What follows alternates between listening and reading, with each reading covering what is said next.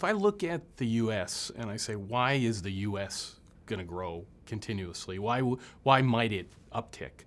I would say it's really because it has the lowest energy costs in the world. So for companies like Chemours, which are chemical-based companies, your feedstocks are the lowest anywhere in the world. Whether that's coming from natural gas or now the current oil prices, you're in an advantaged situation.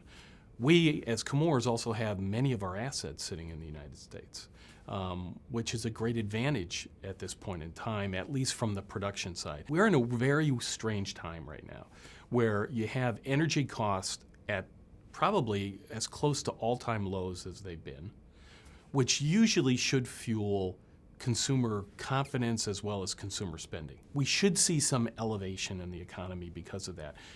Hopefully that spreads across the world, and consumer confidence and consumer spending will pull things through.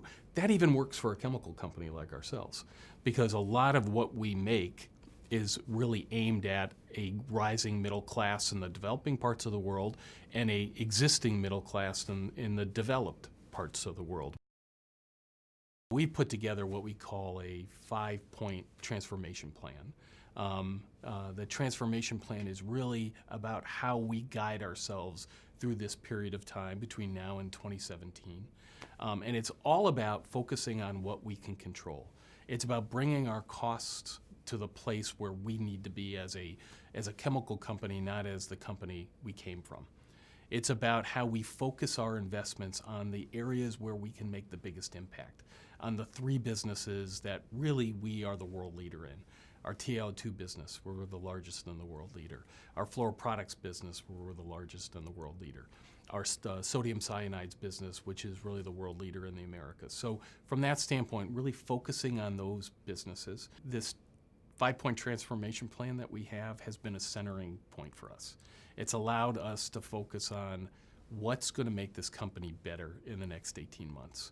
And that mantra not only is our call to action and what we're actually doing, but it actually keeps you centered in terms of what you're trying to accomplish and how you're communicating that to everyone outside.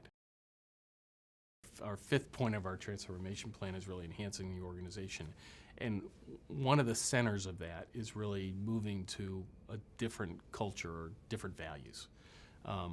A little bit more entrepreneurial and taking decision-making, at the lowest level you can in the organization, and allowing people to have the freedom to be able to do that. Simplifying the organization, making it a much, much, much simpler organization so you can get things done quicker. It just drives speed. I've tried to meet with our top 15 customers since we spun, and it's only been 100 days, so it hasn't been a long time. And as we're engaging with them, instead of engaging them in the way we used to, which is, we're going to be your supplier, we want to be a good supplier to you, but this is sort of our basket of goods that we sell. What we're really engaging with them about is, what are your unmet needs? What are the things that are really problem points for you that you might not even realize we could solve? If you're going to be a customer-centered company, you better be really clear about what people want, not just your direct customer, but the customers downstream from them. What are they really looking for? And that's where I think a lot of non-core stakeholders start playing a role, whether they're end users, whether they're NGOs, whether they're someone who's not directly in your value chain. Very important to really understand those needs so you could serve the market in a better way. I think non-core stakeholders are becoming core stakeholders, right? So, when I think of communities, which is a bit of a catch-all, right? The communities can be, where you operate, the people in the neighborhoods around for us, around our plant sites.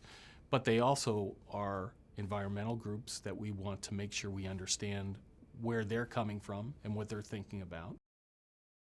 One technology that would game change Chemours tomorrow.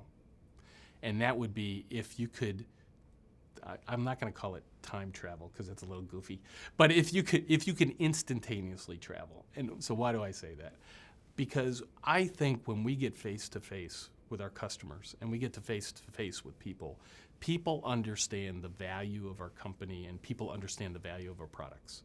And any time we've had that opportunity to really spend the time and go face to face with our customers, we create a very different dynamic. So that doesn't mean that you can't use all the modern ways of communicating with your customers, whether it's telecommunications or other ways. But I found that the kind of company we are and the kind of customer-centered company we want to become, that face-to-face interaction makes all the difference in the world. It's just hard to do because it's hard to get everywhere. So if I could just instantaneously travel and get to everyone we need to get to in a really short time frame, I know I could zoom up our top line really quickly.